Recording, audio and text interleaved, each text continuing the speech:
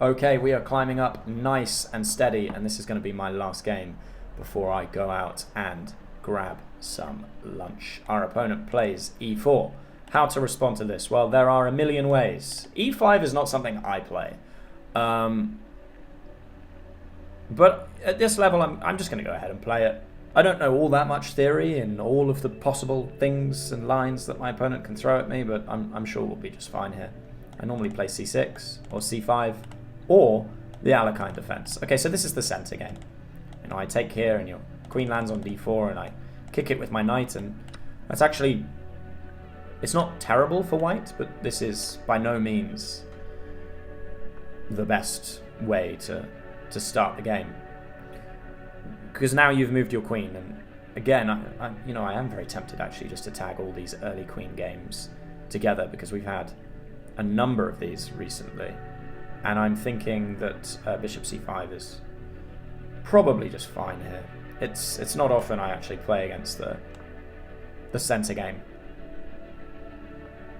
because it's not played at high level. I am kind of really tempted just to go for my own early queen attack, because I could probably get away with it, but that would be to eschew everything we've been discussing, violating all kinds of opening principles. So I'm not gonna do it. I'm thinking d6, then my opponent plays knight d5, knight f6, a pin here. That could be quite annoying. So knight f6, knight here, h6, this, pin the pawn to the king. Except, actually I could just take the knight there. Alright, I think knight f6 is fine. Gotta watch out for this pin. If it happens, I need to deal with it immediately, which could mean the advancement of both of these pawns, bringing the bishop back here. Because the problem here is knight to d5, and there's now a lot of pressure on this piece. Another way to negate that is now just to pin the knight. That's also an option. But I'm going to kick my opponent's bishop first and see if they just drop back or take. If they take, which they do, that's fine. And now knight d5 doesn't work. It doesn't work because of this threat on f2. Now knight d5 does work, so I'm going to look to pin the piece. It's not so comfortable to be moving the same piece twice in the early stages of the game, but I think we can get away with it here. And yeah, I'm just going to capture and ruin my opponent's pawn structure and get castled. d6, bring the bishop out. Ooh, okay. So very weak queenside. I wasn't expecting that, but what are we to expect now? Well, we're to expect my opponent to start launching their kingside pawns at my king. I'm going to play bishop e6 because I would welcome this trade, because it would turn my f pawn into an e pawn. At this level, you should be able to get away with just focusing on easy development, controlling the center, and looking after your king. A slightly more advanced concept that I would like to start introducing, however, particularly as we climb from, say, 1000 elo to 12 to 1500 elo, is the idea of material exchanges not being equal all of the time. Were my opponent to have captured here, a piece worth 3 would have been removed for a piece worth 3. However, my f-pawn would have become an e-pawn, which is a slight advantage to me. And also, another positional change that as a result of that is my rook opens up on the f-file. So, not everything is equal. I have two choices here as my opponent attacks this piece. Well, 3 really. Drop the bishop back. Therefore, if takes, takes. Allow them to take like this. Therefore, opening up this file, which could actually be very useful given the placement of my opponent's king. So I'm actually considering that. In that case, these doubled pawns would be an asset because they would allow for an open b file, and I could easily swing my rook like so. The other option, of course, is just simply to move the knight. So where does the knight move to? Here? And after something like this, kicking the bishop back, I can try and win the bishop and maybe sneak the knight in this way, taking these pieces. Or I move the knight here, maybe getting this trade. I think it wouldn't hurt to have my rook long term on the b file anyway. Like even if my opponent doesn't capture and we don't double these pawns, as I push my pawns, it's probably going to be useful to have a rook on the b file. So for that reason, I'm just going to play rook to b8. And if they capture, I will get this lovely open file. And if they don't, well, now I can freely start kicking the bishop back. And as I do that, they're either going to have to capture, giving me what I want, which is the open file, or they're going to be rerouting the bishop. Like, let's say they played something else. I played here, they drop back, and I play here, if you can now imagine. Sorry, everything's moving all over the place. Like, they play something else here, here, here, and now they come back here. Well, they've kind of given me these two moves for free. I want to advance these pawns anyway. Okay, so I did see this push, and this can be a little bit of a nuisance. You know, if I take here, my opponent's knight jumps in and starts attacking everything. If I leave it, then they help me to undouble my pawns, but then, of course, the rook attacks the pawn. I could move my rook to defend this in the event of that, but I kind of want my rooks to be stacked up on this file. So I'm wondering if I just play bishop here. Then if you push, this is either a free pawn, after which captures, fine, I lose a pawn, so we're just equal there. But then you are attacking this, but then my bishop could come back. Sorry, that's a lot of arrows. I appreciate that at this level it might be difficult to visualize so much.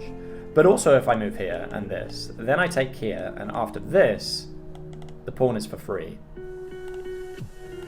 And of course, if you capture here now, well, now I just undouble my pawns, and it can't be recaptured. Okay, so now I've undoubled my pawns, and my opponent has come here. Now, if you take this pawn, I will just be capturing back nice and simply, so that's not so much of a threat. This is a hanging piece, but then my opponent can chase the bishop away, and they get an open file on my king. So I would rather concentrate on my own attack at this point. Because of that, I think a simple rook here and rook here helps me to double up on the open file. Alright, so now my opponent flees from the action somewhat. But because my opponent's king has now come here, I can push this, and when the knight moves, there's no threat on my bishop. The knight's coming here, obviously, not there.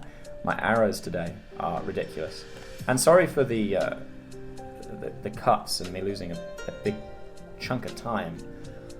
Again, it's the sirens next to my house, causing me a lot of bother. Alright, so my opponent's knight drops back here. I can just attack it. I will happily trade this off.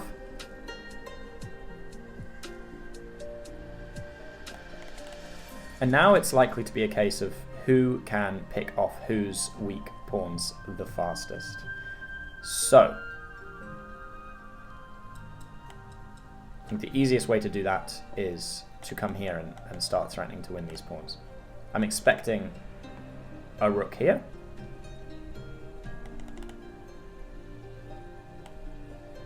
We're going to protect this pawn like so. And now I can come here attacking these pawns, or here attacking this pawn. I think here is going to be most useful. I'm going to have to really start moving a lot more quickly. Okay, fine. So we'll push. Now if I grab this, this is likely to fall as well. So I'm thinking of this maneuver of checking my opponent's king to get another rook in here. Okay, so I've checked the king. The rook can't be captured because of this.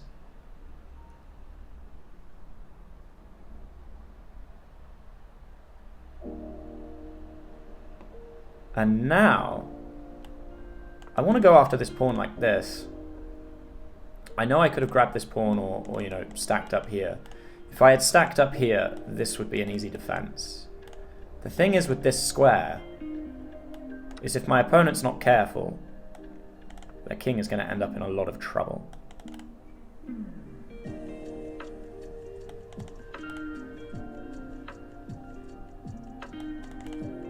So I think I can go here. Wow, I need to really move quick.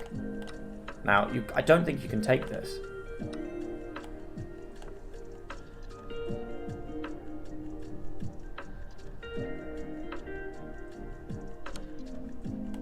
Yeah, the reason is, maybe I didn't need to make this move with the king, but this is going to be checkmate. It's going to be checkmate. So you'd have to move this pawn. Okay, right, okay, so my opponent sees that.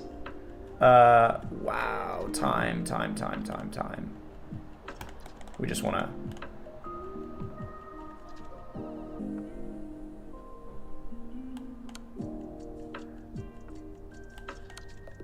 And that's checkmate. Yeah. Sorry, I was just moving quite quickly at the end there. But yeah, your king and my rooks, it's... Where else could they have moved?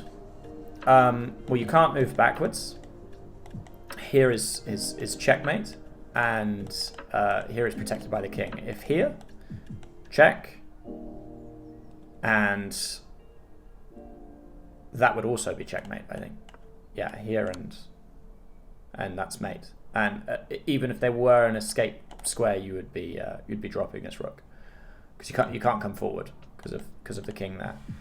Okay, so just quickly in the analysis. Sorry, I don't like getting into time trouble like that, but I have to take numerous pauses because of the sirens outside my flat. I try and edit them out afterwards, so I kind of have to just wait until they move by. But here the idea was if they hadn't played this rook move, let's say, I don't know, well, what would they have played? Let's say they just, I don't know, went here to attack this pawn. This is now checkmate. Here, here, and here.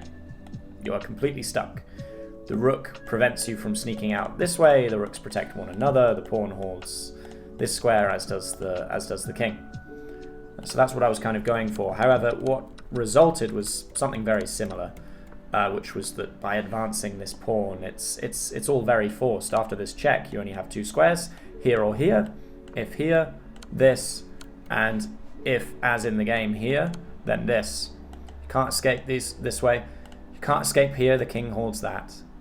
This is held by both the pawn and the rook that sees through the king, and this entire third rank is held by the rook on c3. And of course, this is held twice as well. So checkmate. All right, I hope you enjoyed the game. I hope that was useful. We are now at 755 elo, so nearly in the 800s, which is lovely. Please like, comment, and subscribe if you found the video at all entertaining or helpful. And as always, I will see you in the next one. Take care.